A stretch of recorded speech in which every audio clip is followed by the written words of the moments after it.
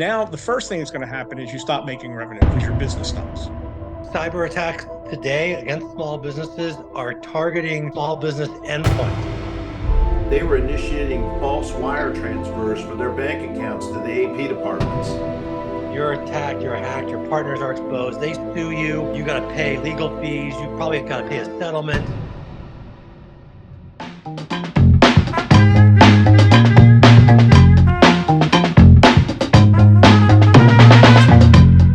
Guys, I want to welcome you to our cybersecurity education series in the Q Live.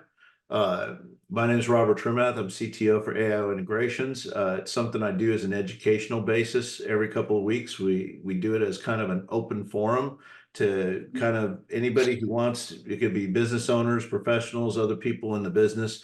It's mostly it's meant to be an education piece to get people up to speed about how to protect themselves, liability, risk, compliance, a lot of different issues. And we just want it to be an open forum for education and learning, and to be able to share information with each other.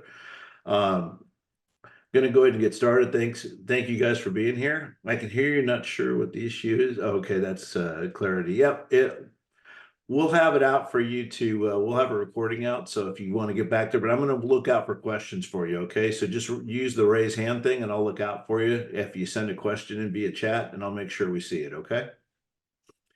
All right. I want to introduce Chase Norlin. Chase Norlin is the president and CEO of Transmosis. It's one of the companies I serve as CTO for. I'll tell you what, I'll let Chase tell you what they do, but they do a lot of things. Chase, why don't you introduce yourself? Yeah, thanks, Robert. Appreciate that. You guys hear me okay?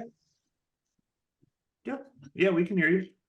I'm audio only today, if that's okay with everybody.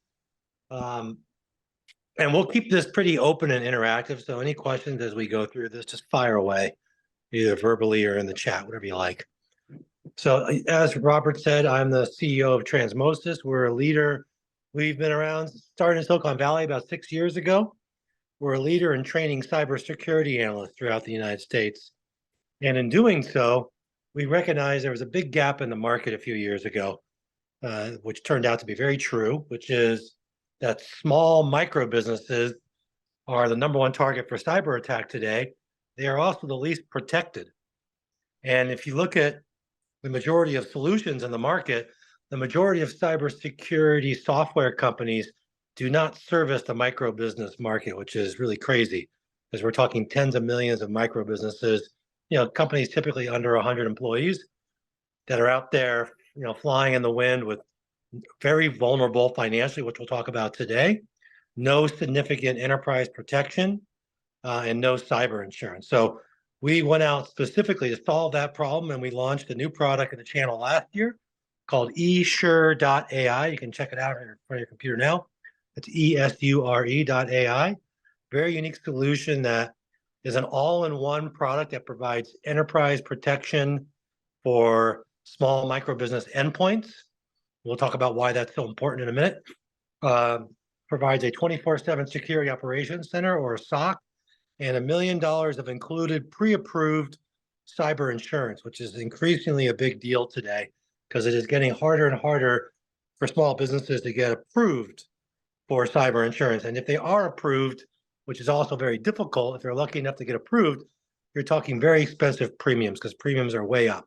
So our product has a very distinct advantage in the market because we can lock you down, protect your endpoints, and pre-approve you for insurance in case something were to happen.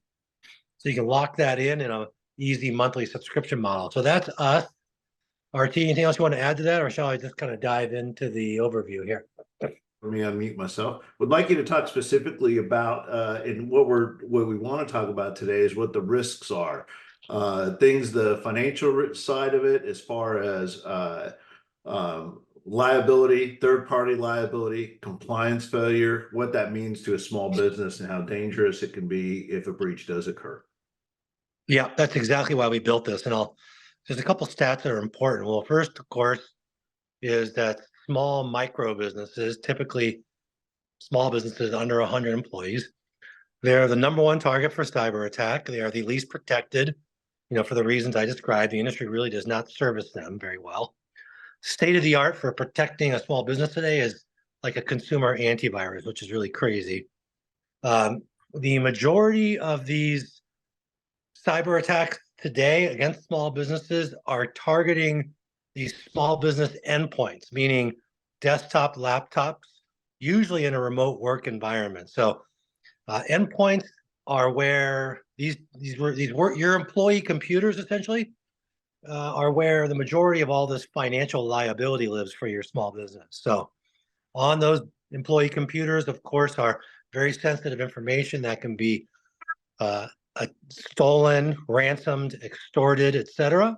And then, of course, there's access to cloud passwords, there's access to partners' data, customer data, all of which can generate a massive amount of first and third party liability, is what we call it.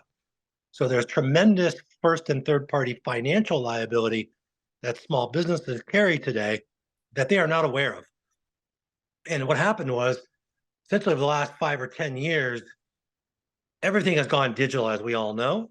So the fact that everything has gone digital means that there's all this new liability that didn't exist before for you as a business owner.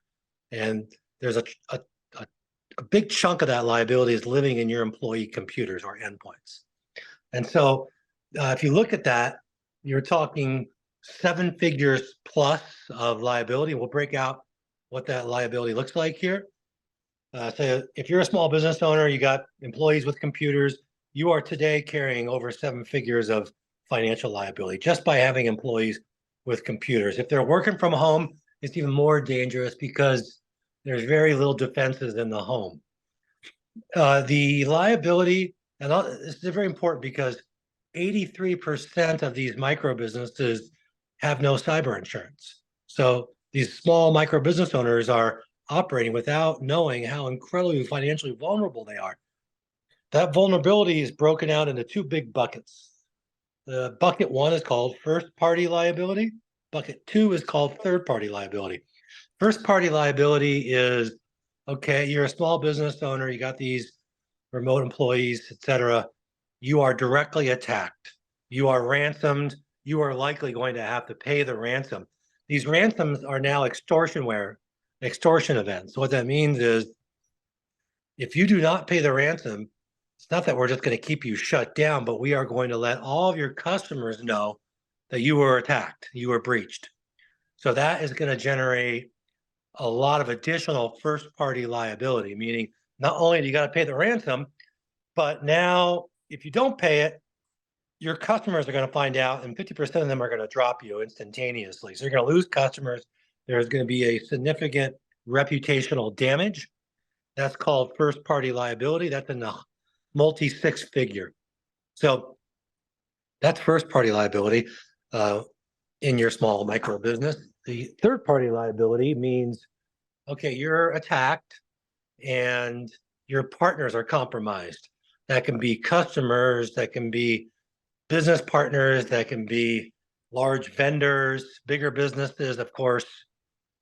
If you look at, like, you guys remember the Target hack many years ago where they were attacked, took out the entire Target, I think Target supply chain, and all the Target.com e-commerce functionality was all compromised and attacked through a third-party vendor's HVAC, an IoT controlled HVAC system. There is tremendous liability there. That's third-party liability. You're attacked, you're hacked, your partners are exposed. They sue you. You got to pay legal fees. You probably got to pay a settlement. When you add up all of this first and third-party liability, it approaches or goes over 7 figures in financial liability, all just from having employees with computers, literally.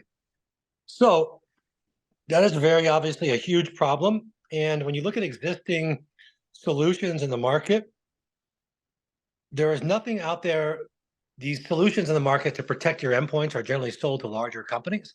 So it's very hard to find something to protect your endpoints to prevent this from happening in the first place.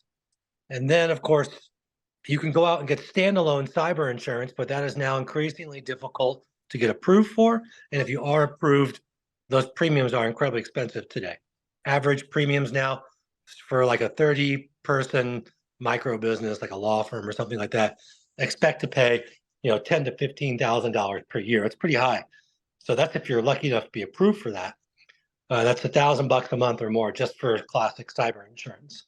So our recommendation is work with a partner. That is a big trend in the industry that we like to think that we are pioneering is the combination or the bundling of endpoint protection technology with the actual cyber insurance itself. That's something we went out and built last year with major insurance companies. The insurance companies essentially pre-approved our technology platform as a means of mitigating their claim risk. Great benefit for distributors who are servicing small businesses, because now in one package they can lock down their endpoints with insurer approved technology and sleep better at night knowing there's $1 million policy behind it, and more, as importantly, knowing that the claim is going to get paid, because there are all these insurance policies being quoted out there today that are of questionable origin or questionable value.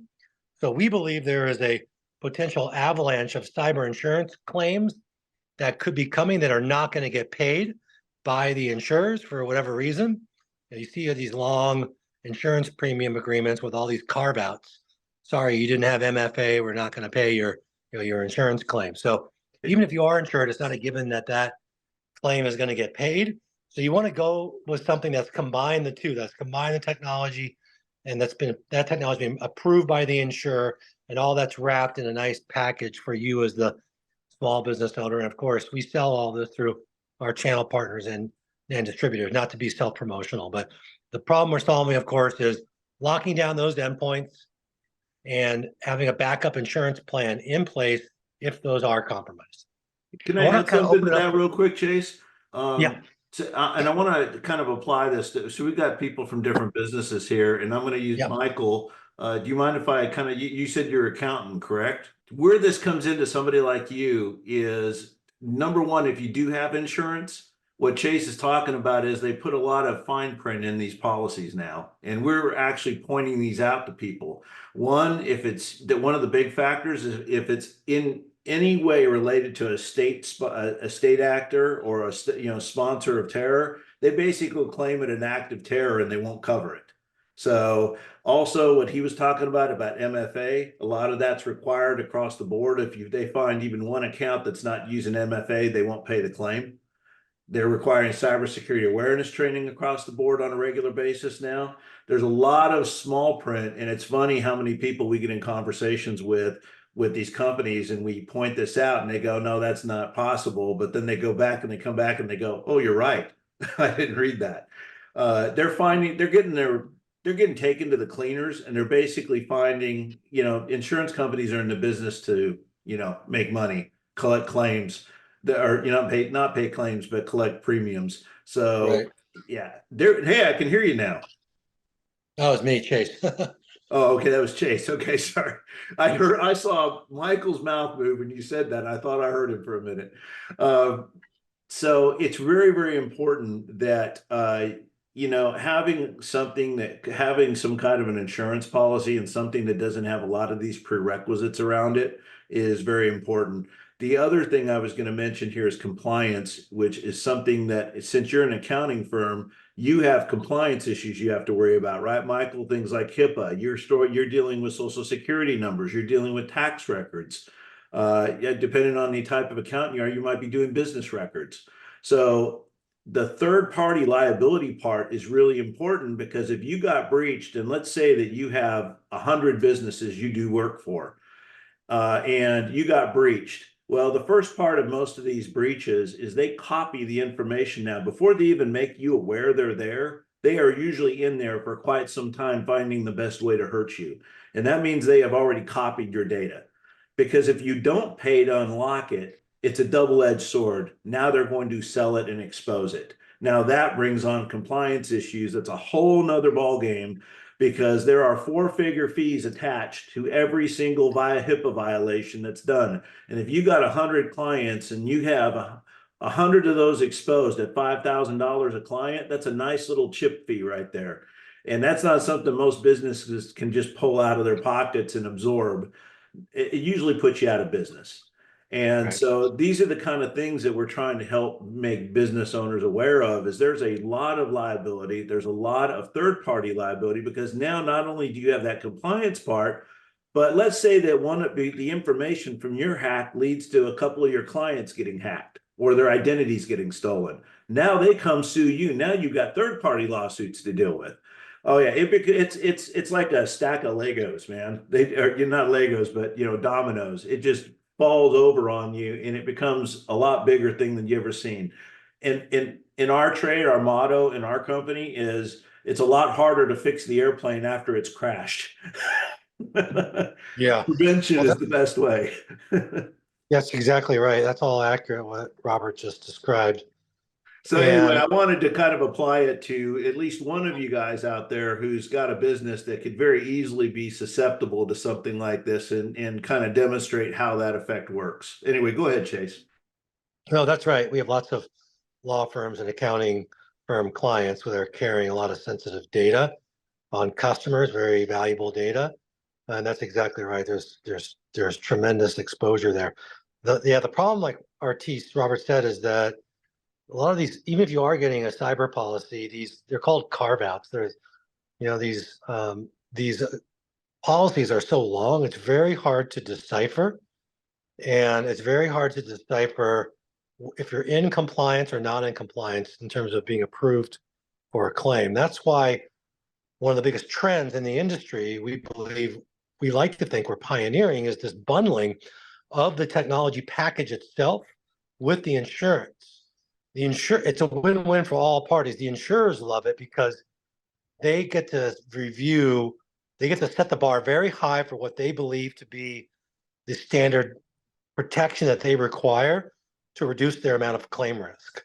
In our case, we're talking, next generation endpoint security technology and a 24/7 security operations center. All that is like way above and beyond what a typical insurer is looking for in terms of mitigating their claim risk. So they love that. And then for the small business owner, of course, there's no navigating of figuring out, well, if I get by this policy and I install this antivirus, is that claim going to get paid? With a bundled approach, you're working with a company that has approved technology. It's already pre-approved by the insurer. It's all bundled together. So the likelihood of a claim being paid is significantly higher than not. So big advantages there, not to mention being approved just to begin with, because it's getting really hard now to get approved for classic cyber insurance. Much harder today than it was a year ago. Insurers are really nervous because they don't know what's coming. They don't know, they're anticipating a wave of, significant wave of ransomware attacks because they know how few of the small business, micro business owners are actually properly protected, yet they still issue policies. So I think they're anticipating a wave of, potential insurance claims could get very ugly here very soon. So, to prepare for that, we recommend distributors and clients work with someone that's bundling these two together so that you kind of have a direct approval from the insurance agency, right out of the gate for your technology. It also tells you as the small business owner that, wow, the insurer believes this technology is going to prevent an attack. That tells you something about how they view the technology platform. So that gives you another, kind of a credibility or a stamp of approval that you are indeed choosing the right technology to lock yourself down. And again, what we tell everybody, whether they use eSure or not, is I tell friends and family this: you need to lock down endpoints. Endpoints is the lowest hanging fruit of cyber vulnerability. Basically, your computers. The state of the art until relatively recently for locking down endpoints is a consumer antivirus product, Norton, McAfee, but those are antiquated technologies. They're static. They are not what Bank of America uses to lock down endpoints. So it's really critical you find a partner or provider that's bringing that enterprise level of endpoint security to you as the distributor or to you as the small micro business owner, so that endpoints, number one, are locked down, because that's where, like, I would say 90% plus of the financial liability lives. Think about it. Like, you're a small business owner, you got all these, you got 30 employees, a bunch of them are working from home. They're on an insecure, Cox or Comcast wireless router. They've got a wireless fridge in the home. I mean, there's like multiple attack points. And that is exactly why organized cyber criminal groups have made their way to the small business owner and to homes, are now the number one targets for attack, because B of A and all these guys have already spent all the money on these very sophisticated endpoint security systems and on, of course, on insurance platforms. So these organized criminal groups are now actively targeting small business owners, micro business owners, and of course, remote workers in the home. Hey, That's Chase, exactly. yeah, go ahead. I'm sorry. I'd like to invite Ernest. I know I introduced him earlier. He didn't chip in. I saw he's got his mic live now. Ernest actually does cybersecurity. He's worked with the Big Five. Does some work from CA. He's got a lot of experience in this side. I'd just love to hear him chirp in on this and his thoughts on what we're talking about. Cool. Fire away. Yeah, Chase. I think what you're offering people is really incredible here. I don't know that everyone realizes it's not just an accounting or legal. If you're dealing with any personal information, which is called PPI, you make that vulnerable if you don't have security.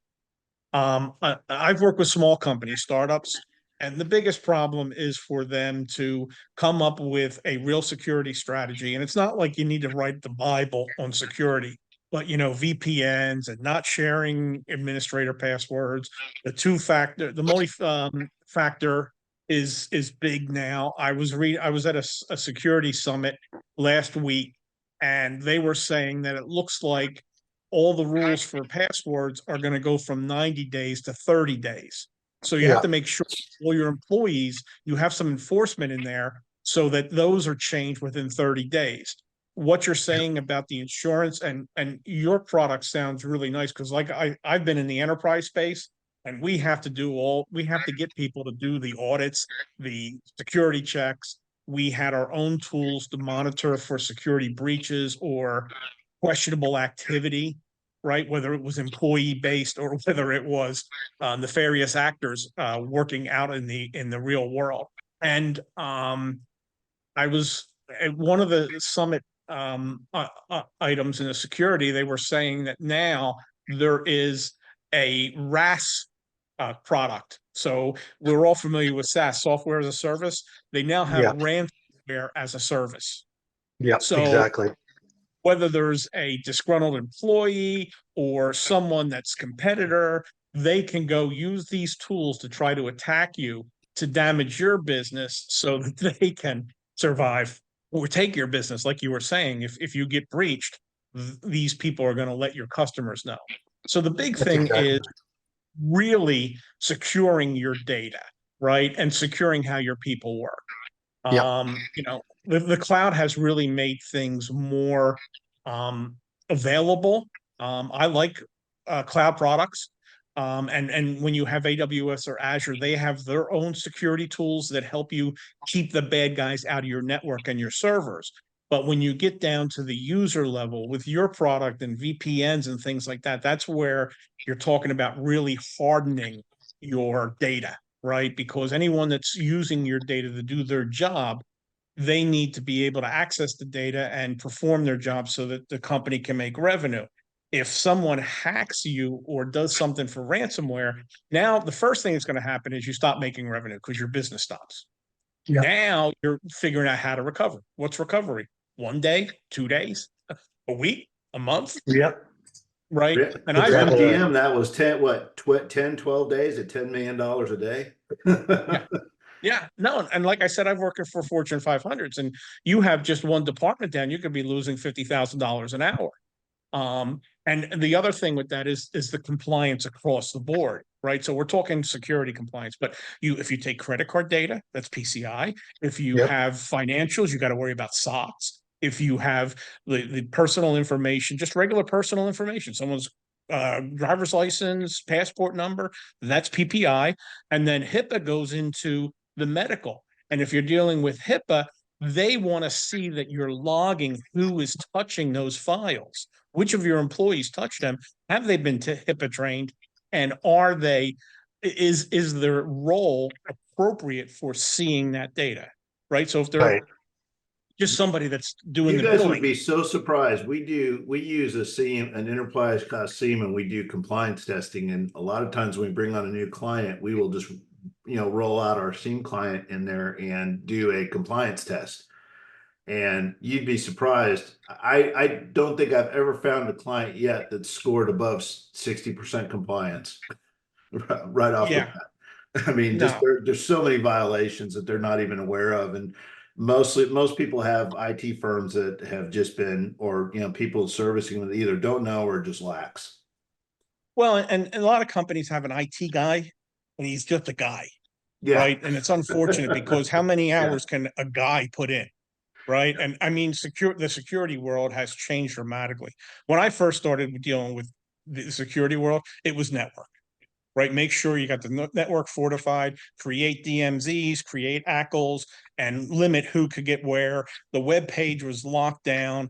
And usually a good web page was running off of a CD-ROM so that no one could hack it and change it. Right. But in the beginning, FTP was wide open. Now it's all secured. And back then you used a lot of open products, but you really can't like rely on the open products unless you have the license for who makes that product. So the world's a changing place. And like I said, now with the RAS stuff, I mean, Yeah. that's just Yeah. scary. Yeah. Yeah. Just to add to that, so this is not just preventative, because what we're seeing is it's increasingly a requirement. If you look at government, DoD, in order to be a small business to work with the DoD, if you've got larger customers, increasingly they're requiring more significant security protocols in place and technologies. And increasingly they're asking for not just these sophisticated endpoint security technologies, but 24-hour security operations center. To your previous point, that's why we built this. We have a fully managed service, a team of security operations center analysts that are watching and protecting our customers 24/7. That's increasingly becoming a requirement to even do business with the government or to do business with a large corporation as a partner or as a customer. Well, They're Chase, called to add to that, Chase, even accountants, the people that work and file tax companies, it could be a little 5-10 person tax company. They have requirements. They have to meet with the IRS for compliance now. And I see Michael shaking his head. I've just got through this with a little 5-person tax firm right here in Houston, where they're having to go through their compliance testing right now. And they have to go through a whole, I mean, it's like a whole program you guys got to go through to get that now in order to work with the IRS to file taxes on people's behalf. It's crazy. That's exactly right. So the whole idea is be able to press a button, have a security team that you would normally see in a large enterprise protecting you, have a backup insurance policy in place, and ideally get that all done in one place to make it easier. So that's exactly right. Everything you guys are saying. This ransomware as a service is really part of a larger trend, which is what's happened is we've gone from the old days of the hacker in the basement, that movie War Games, to a sophisticated criminal enterprise, literally like in Eastern Europe, where it's ransomware as a service. People are going into the office. This is a job. They literally go into the office and begin their target list, making their way to you, the small business owner, the work from home user, et cetera. So this is organized criminal activity. This is not a random hacker that just stumbled upon your doorstep. These are targeted attacks. They're organized. They're funded. They're very professional. They're using these tools now, like he was noting, ransomware as a service. You can just go license the tool, and next thing you know, you are a sophisticated cyber attacker. It makes it a lot If you easier. think it's not a business, it is. Right now, their predicted worldwide losses for 2023 are projected to hit $3 trillion US worldwide. By 27, they're predicting that to more than double to 7 trillion. That's between now, that's in just another 4 years, more than double to 7 trillion. And they're considering those to be conservative numbers. Yeah. It's really crazy. there was something I was going to point out. You brought up, Chase, that I think that a lot of people don't realize is that even the scam artists, if you want to see just a little piece of entertainment information, go on to YouTube and watch. There are guys that have whole YouTube channels built on busting scammers, and these are just scam artists, and that are going after, people trying to scam them from Amazon stuff and eBay and things like this. But when they bust these people, these are offices. These are people, like regular people, going to work, doing a job in India, Pakistan, the Philippines, Russia.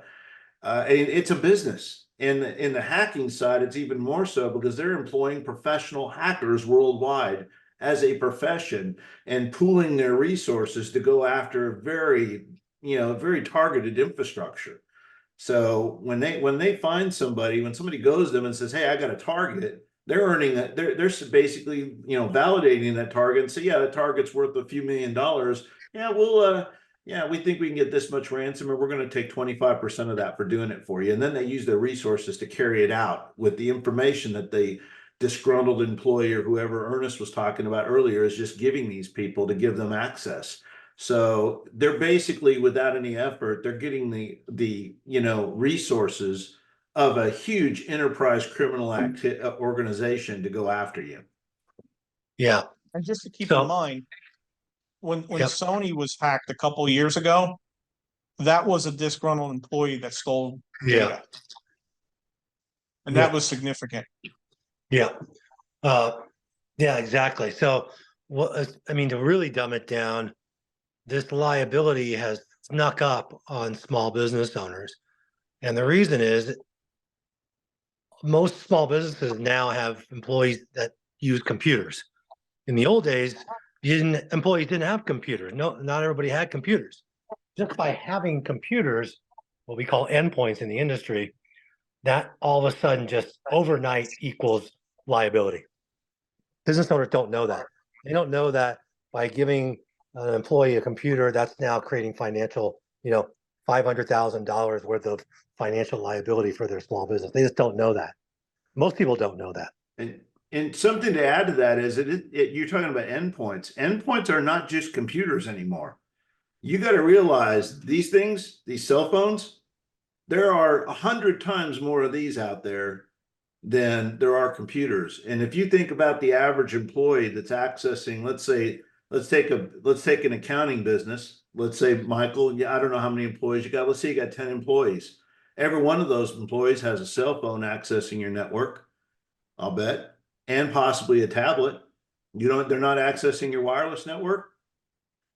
Well, I can tell you that's not normal. That's good, but I can tell you most people don't do it that way. Most people have a business network. I can tell you right now, I do work for dentist offices and law firms, and they've got a public and a private, and I can, part of their wireless network. And I can tell you that every partner uses the internal network for their phones, even though they're not supposed to, they do. But it's just one of those things where they feel like, because they're the partners or they're the owners, they feel like they have privilege. And I will tell you, as from a security standpoint, one of the biggest things, our biggest problems, are the owners and the partners and the people within the decision-making capability themselves. Right. And that usually is one of our biggest issues with getting them to exercise true security, is because they want the convenience over the security. Like, I don't want to change my password every 90 days. Screw that. I don't want to do that. But, that's what's needed. Now they're talking about what Ernest was talking about, going to 30 days. Yeah. Sure, we're going to have a lot more pissed off owners about that one, going, I don't want to do that. Well, Yeah. the big part is everybody wants to take advantage of not having to do security, right? So just about every day when I go into my bank account, I have to select how I want it verified, right? So that's part of the multi-factor. I was consulting for a company that was largely dealing with HIPAA data all the time. And the insurance companies that were going to be accessing the system, they wanted to log in once a day and just be able to go back and forth. And, that's another thing. If you leave sessions unguarded or you don't close them, somebody can possibly breach your network and sneak into a session, take over a session, and voila, they're now into your data, and they can not just only take the data, they can start making fake transactions. So they can be adding data to your system that you're not aware of, paying out, um, Yeah. uh, awards for settlements, and you know. Yeah. I So work with it's an international company where they were sending, they got into their network before we got in and started doing their stuff. Somebody got into their network, compromised their office.com accounts. They put a connector into an off-sea server, and they were initiating false wire transfers for their bank accounts to the AP departments. right. And when we got Yeah. in there, we had discovered $35,000 in illegitimate transactions that were being sent. And because the AP, they made it look like it came from the president's office because it was within their office exchange. Yeah. And it wasn't. Well, So that's obviously a common phishing attempt now, some social engineering. You have to watch out for that. Again, yeah, I want go to ahead. open this up. Sorry, guys. I want to open this up to the broader group to see if there's any questions out there that you guys have for us or for me. Chase, this is Ernie. I have a question for you. How do you license it? Is it per seat or is it per company? And Great what question. does that look like? And going through that process if a company wants to, onboard this product. Yeah, thank you for asking. What's really cool here, I'm glad you asked about it. I didn't want to be too self-promotional. We have a lot of demand for this service now. It's really starting to take off in the channel. And the reason is we spent a lot of time building this, and the timing just kind of got a lot better.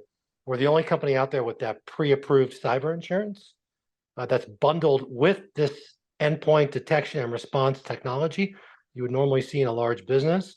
And that is coming with a 24/7 security operations center. So meaning it's a fully managed security team. As soon as you sign up with us, you've got a fully managed security team watching out over all of your company assets.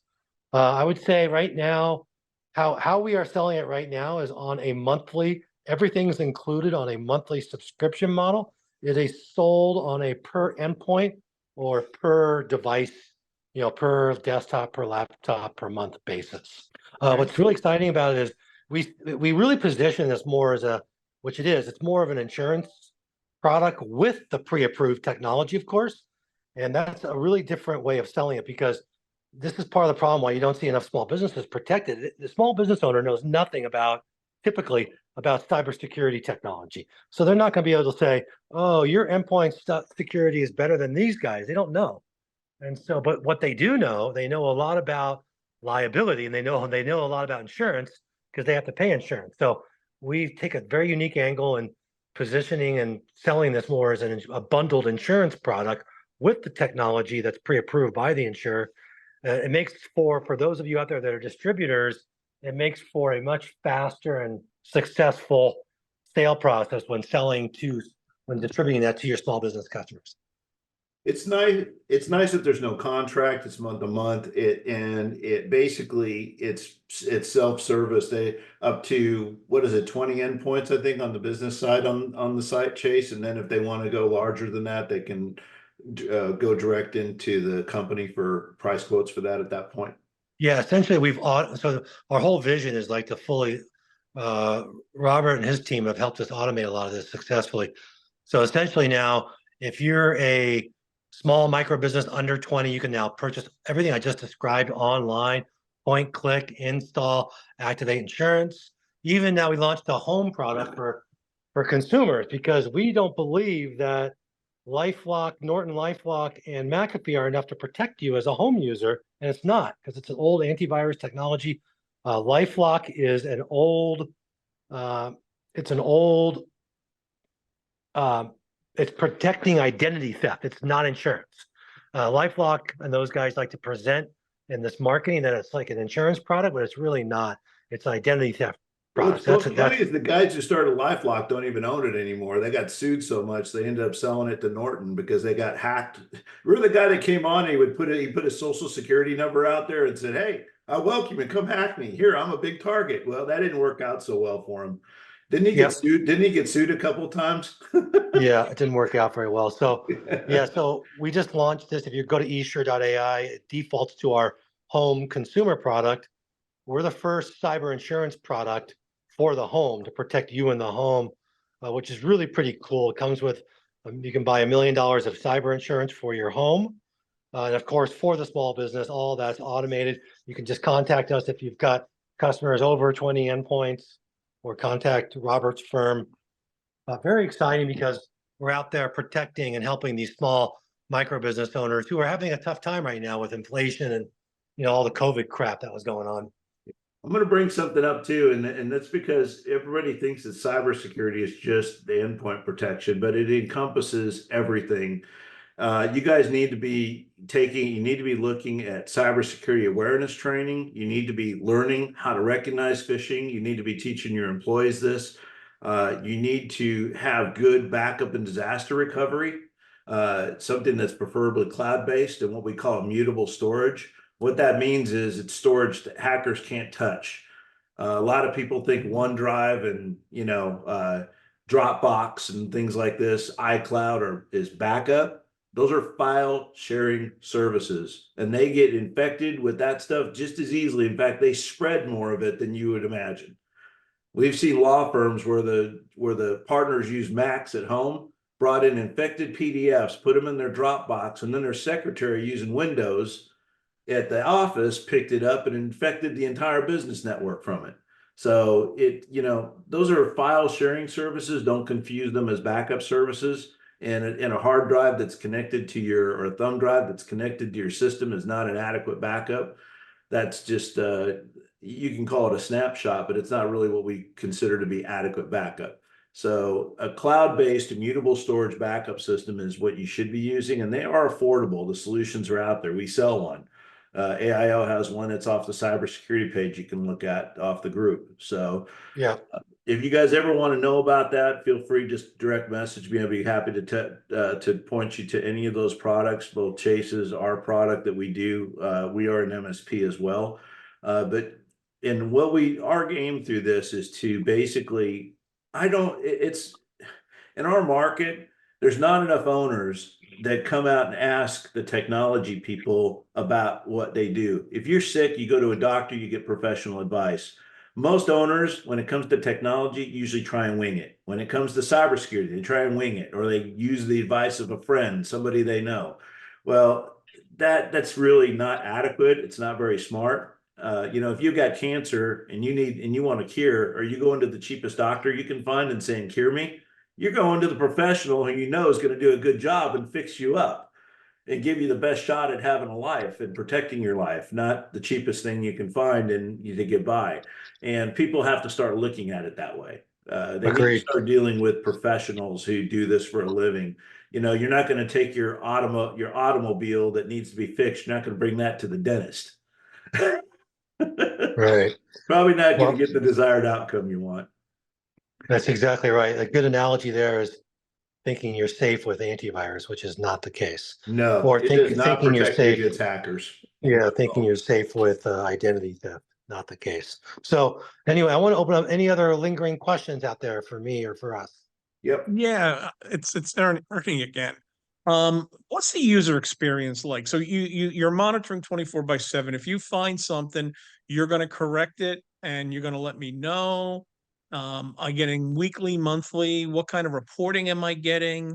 And do we have like a follow-up so that you can say, hey, there's a lot of bad actors and you need to do this or that? Okay. Are you asking that as the MSP or the end customer? Well, I'm wondering what the user experience will be for the end customer, so the end customer will know what to expect. Yeah. So to answer your question, good question. The whole point of this service is to be an enterprise level, fully managed security platform service for the small business owner and for our distributors. So the whole idea is not to give you more work. Like, you see antivirus, it's always popping up alerts on your desktop, do this and do that. That is the opposite with us. We're fully managed. So what that means is we have the XDR and the AI platform, our rating, ranking, and scoring threats in real time on the back end, along with our security operations team 24/7. And what they do is they are not just monitoring, they are taking actions, they are remediating threats if there's a breach. They are doing enterprise level incident response. They are even doing threat hunting as well. So these are the kinds of activities you would typically see a B of A or a large enterprise company have access to. So we are doing all that on the back end. So one of our problems is you don't even know we're there because it's all happening in the background. We provide regular reporting for our customers and for our distributors. And we also can provide dashboard access to those that want to get a sense of what it's looking like in real time. Let me see if I can clarify that a little bit too, because I deal with a lot of this as an MSP, and that is that basically it's non-evasive. It's there, it's going to alert you to something happening, but you're not going to be able to do anything about it. You'll see an alert saying we found something. That lets you know that we know that something's been found and our team deals with it. So their team looks at it, deals with it, determines its threat value, whether it needs to be whitelisted, blacklisted. So the AI isolates in real time on the endpoint, reports back to the SOC acts on it. Most people wouldn't know. I don't know, Michael, if I throw up a threat in front of you and say, hey, do you think this DLL file should be running on your computer? It's maybe a threat, we're not sure, but we've stopped it. Is it good or bad? Would you know? If you get a warning asking if a file is good or bad, most people don't know, and they aren't going to know whether that's what to do with it. So having that information go back and letting a real professional deal with it and look at it in real time is what happens. So we let you know, we tell you it happens. The SOC deals with it in real time, and depending on what they deem it a threat or not, then they will turn around and that solution. That remediation, if it's a threat, that auto remediation gets pushed out to the cloud. So now every endpoint we protect worldwide gets protected against that threat. So it doesn't matter if a threat's found in Arkansas, New York, halfway around the world. If we find a threat somewhere and it's into the cloud database, then everybody worldwide is protected against it. So you get the power of AI, the power of a cloud brain, and people, real people, professionals dealing on your behalf to mediate those threats. And that's something, the people part is very important, because having trained professionals look at those things is something that nobody really accounts for in the service side. They usually let the software do it, and they don't have real people involved, analysts looking at those things, unless you're a 1,000-person company who can afford an analyst. Very true. In fact, I think we're the first company to bring 24/7 security operations center to that micro business segment, because historically it's just been too expensive to deliver a SOC to the micro business customer. The parent company that I run happens to train SOC analysts for a living, so we have some unique financial advantages to be able to do that. Like Robert just said, normally you have to be a very large company to be able to pay for a 24/7 security operations team to be watching out over you. Yeah. Did that help at all, Ernest? Oh yeah, no. I'm just wondering because like I've been dealing in security for years, and sometimes you'll find that you have people that have bad habits in the office, or you'll find that regions around the world that you don't service are trying to hack you. So why are you keeping those doors open when you could just say, okay, we're not going to let any ISP traffic come in from China or India? The last organization I was working with, they were only going to be dealing with people and organizations that were within the United States, not Canada, not South America. So we blocked all traffic outside of the United States. It's getting harder to do that now too, though, with things, services like NordVPN. Like I've got customers that are they have their accountants in Colombia because they have international services. So they're in 4 countries, Sure. but they need to access the US banks, but the US banks won't let them access their accountant access from Colombia. So they use a VPN to be able to do that, or they'll use cloud servers based here in the US. Right, but that's part of the network. You see, that's part of the ACL system, right? So I can create access control lists and say, okay, this specific network can come in from Colombia. I'm not going to let all of Colombia in. I'll say no, exactly, this network can come in. But you and don't that's why you control use what the bank ACL. sees is the other thing, and it just, there's ways to disguise that traffic, and it's getting let's just say they're making it harder for us to find certain things. And even hackers nowadays, when they get into a network, one of the first things they'll do is set up their own VPN inside of your tunnel. to prevent their traffic from being detected. That is very common now. Hey Well, guys, I'm sorry. I got to wrap Yep. up here in just a minute. Sure. Sorry about Okay. that. I wanted to end with a final comment here, which is appreciate everyone coming on the call today. Those of you that are distributors or in the channel, MSPs, VARs, agents, etc. Something you may not know is that you are generally deemed more, you have greater financial liability Yep. from the insurance company perspective because you are providing IT services to third parties. So what I want to leave you guys with is those of you that I think were prescient and smart enough to join this this overview today. We are happy to extend a special discount if you guys want to buy it for yourselves as a distributor or whoever you are as a company. Just send Robert a note. You've got our info. We can put it in the chat here, and I will work with Robert to make sure we have a special discount for you guys because we do like to reward those that are being thoughtful and thinking about security instead of waiting till it's too late. Yep. And you guys can direct message me on the Lineable. I'm on there all the time. You guys see me. I do video. I'm comment all the time. Ernest, thanks for being a part of today. It's like I said, it's always nice to have another professional or business kind of chirping in and giving us another perspective. We're glad to do it. And the cybersecurity world is changing dramatically. Yeah, Like you were it is. saying, devices, bring your own device, right? And that's where companies really are trying to find the edge, because if I can let my people work with their own phone, I don't have to outfit them with gear. And Do you that's where realize the things get schools are expensive. doing that right now? I have two Oh, a lot of teachers. things, a lot of places are doing that. Yeah. In fact, an organization I was working with, the application that we had was available to social workers. So they weren't part of any specific organization. They could come in as a social Wow. worker and get in. And they're using cell phones and maybe tablets, right? Cell phones are more available because they've already got internet connected to them, right? Mhm. Not all tablets are connected to an internet. Yeah, that's true. It's Yeah, it's very interesting though, because I have two school teachers. Chase, thanks for joining us. I know he had to drop off. I have two sure. school teachers in my family work for one of the biggest school districts here in Texas, Cyfair. And the only one bigger than it in Texas is Houston ISD. And they actually encourage the students to use their phones in the class to interact with technology, which I Yeah. don't even understand. I don't get that. I don't know why you'd want to do that from both a network perspective or a teacher perspective. But apparently, they have come to the conclusion that they can't keep kids from using them in the classrooms. So they're trying to encourage them to use them for education. And And they need now to. they have to account for all these end user devices that Well, have got yeah, God knows what on them. but keep in mind, there has been a technology gap between the haves and the have-nots. So just about everybody has a cell phone, and these young people need to be able to learn to work that way, because when they join the workforce, the world's going to be a very different place. It's not going to be I show up at a location, sit at my desk, and tap on a keyboard. It It's a already matter of is. where I am. I will be working. It already And is. yeah, no, and that's why they're teaching them that way, because they need to have those skills, and they need to be able to also learn what a distraction is, how to stay focused. And with your phone, Yeah, your phone's probably the absolutely. most distraction you have.